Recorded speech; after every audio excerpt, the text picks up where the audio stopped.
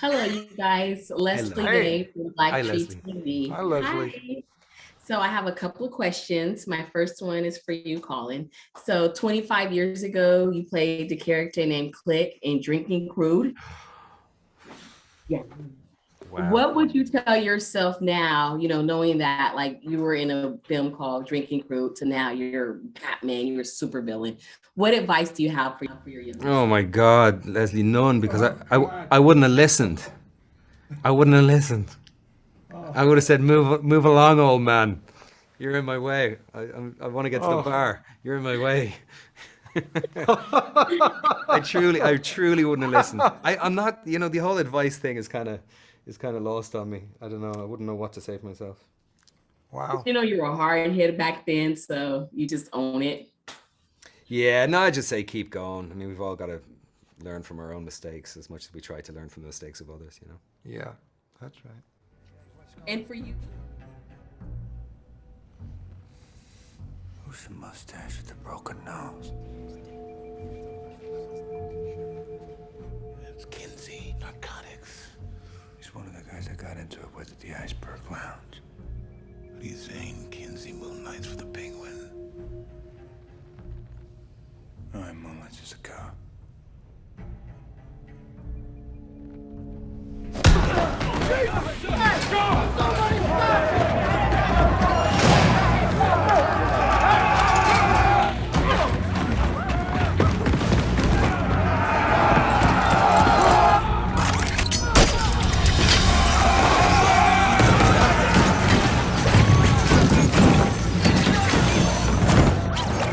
and for you, Mr. John Turturo. So you've Oh, been in, I don't know if it's 7 or 8 Spike Lee films. yeah. How do you think being in so many Spike Lee films helped you with your character development over the years? Well, Spike's a dear friend of mine. We're the same age. We grew up in very similar situations, actually different situations. But that's a lovely thing to be able to have a long friendship with someone and to share a lot of common interests. And we've been through a lot of things together, lots of controversy, all kinds of different things. And I've always really valued and sort of treasured my friendship with him, which continues to this day. He's someone I really care about, and I feel brotherly towards in a real way. So he obviously gave a lot of people opportunities, and I was one of them. And so, but a lot of the people that I worked with on Do the Right Thing, they're still my friends today. So there's a great group of people, and so I'm very appreciative of that relationship. I really am. Awesome.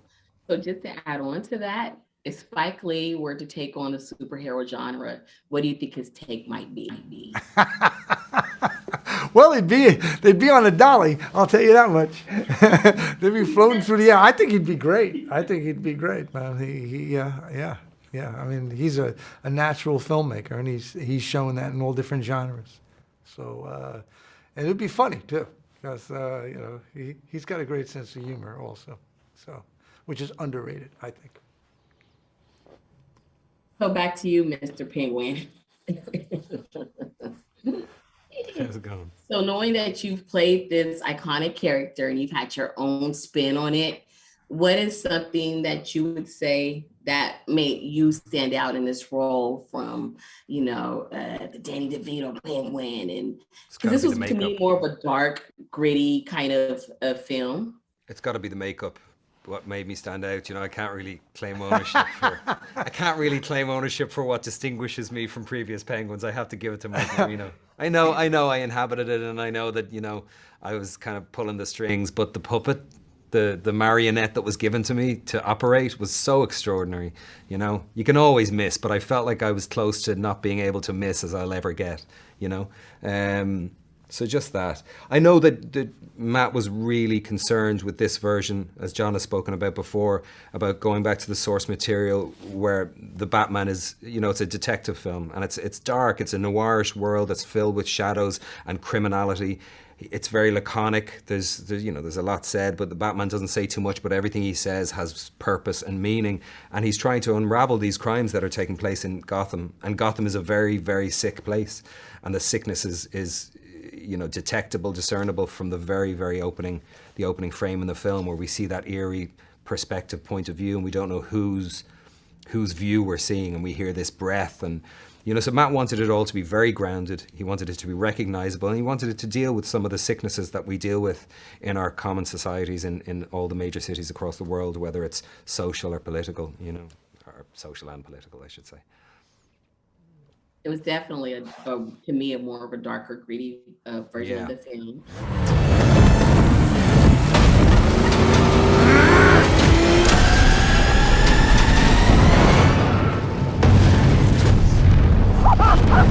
I got you! I got you! Take that, you friggin' psycho! I got you!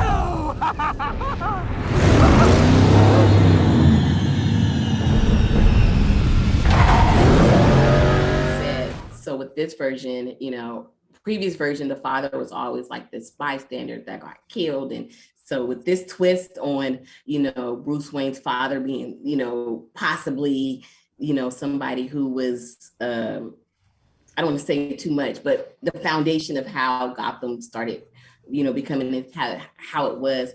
With you, John, how do you feel like your character in this particular film,